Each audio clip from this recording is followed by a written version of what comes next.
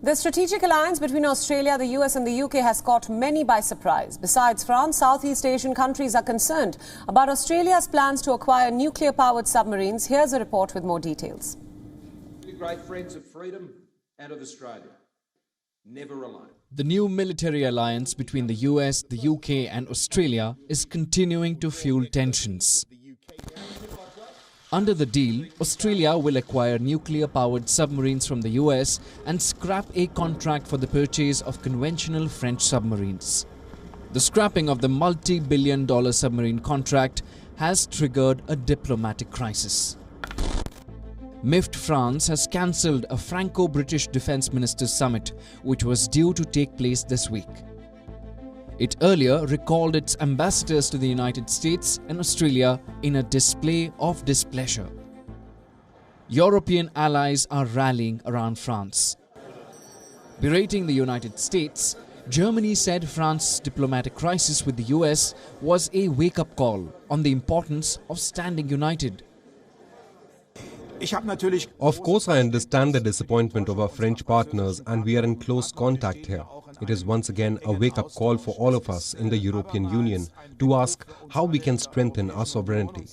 We can act unanimously even on issues relevant to external and security policy, and how we can also put our economic weight, our political weight, on the scales in such a way that we can contribute to security for multilateralism, and so that our values are firmly anchored on the global level.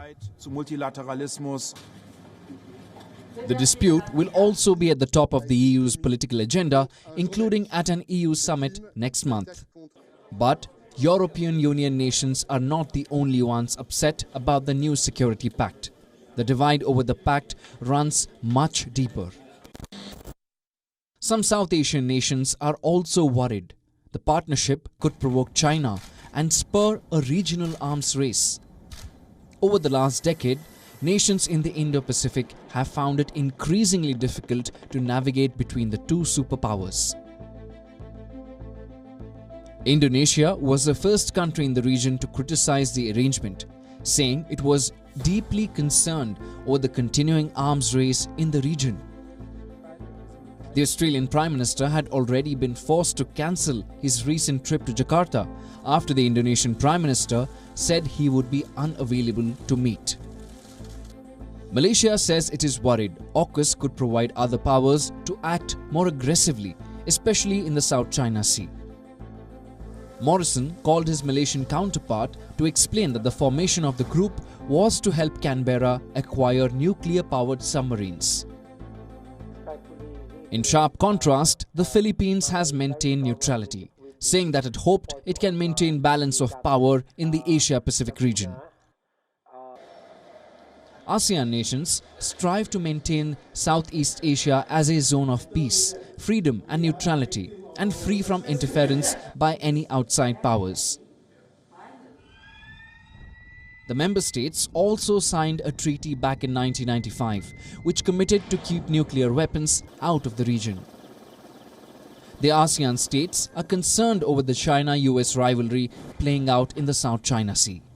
With the AUKUS deal, they worry that a conflict may be sparked in the region. Both Indonesia and Malaysia have had run-ins with Chinese ships in the South China Sea. Adding Australian nuclear-powered submarines in the mix could have the potential to change the power dynamics. The deal is likely to be the highlight of an ASEAN summit scheduled in October. Bureau Report, WION World is One. WION World is One is now available in your country. Download the app now and get all the news updates on the move.